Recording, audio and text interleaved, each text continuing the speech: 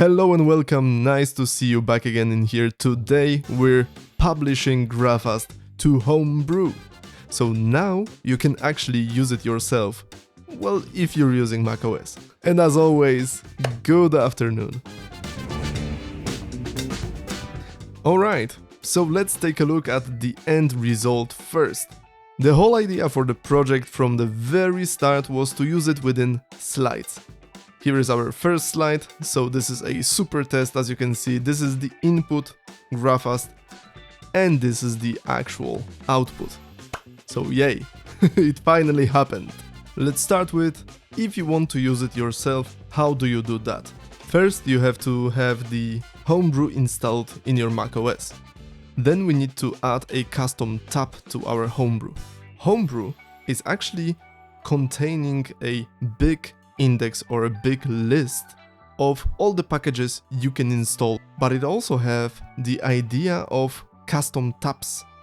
So custom tab is really just a very small index that contains usually one project. To do that, you need only two things actually. You need to create a new repo. The repo needs to be public and the naming is actually very important.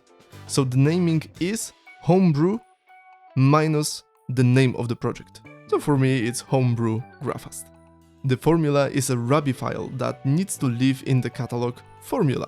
Let's take a look at it locally. There's actually a very big description of how to do the formulas correctly, but for the simple things it's actually just easiest to just copy it over, right? So feel free to check out my repo and just copy over the formula.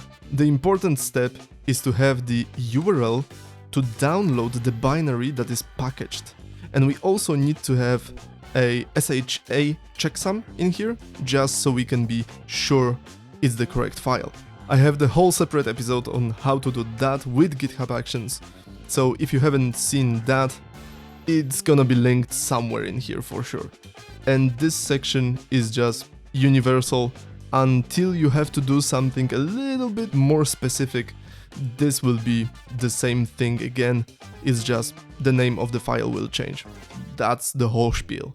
Now this SHA checksum is something that I actually just print out in GitHub Actions. So yeah, each time I create a release, I actually print out the checksum so I can just get it from here. Now that we have the whole custom tab set up, the user needs to do only two things. So first, add the tab to their Homebrew installment, and then you can install Graphust. This in turn means you can use Graphust in your whole system. So you can go Graphust, boom, and just have the output right away in here. Now this is fine, but after doing all that work, I actually realized that slides work a little bit differently than I anticipated. So this whole thing didn't work at first. So what's going on? Within slides, we do have a code block. Then we just run the command. But this whole thing is not a command line argument. It's really the standard input. So yeah, we had to change Graphust again. Thankfully the change wasn't huge, it's only the main that changed. So we have a string buffer, then we're collecting the command line arguments because I still want to have the option for Graphust to use those command line arguments.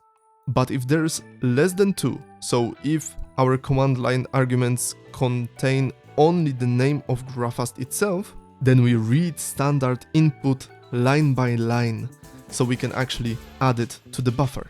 And in case it actually contains two line arguments, then we're using the second one. After that, the rest is not changed, so we're still using the getGraph from Graphust itself. So that's good.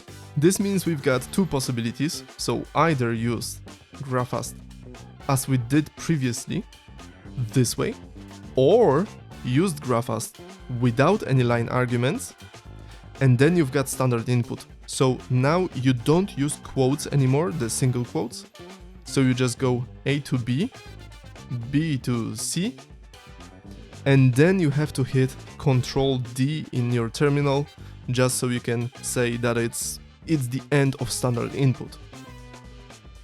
And then you've got the same output, right? And now that we actually have the standard input, then we can use the slides.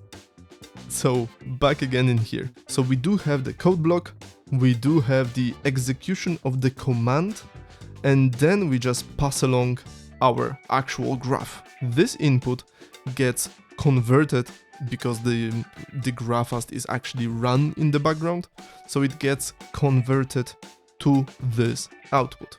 And just a small reminder, if it doesn't work for you, there's a huge chance that you forgot to add execution permission to the file itself.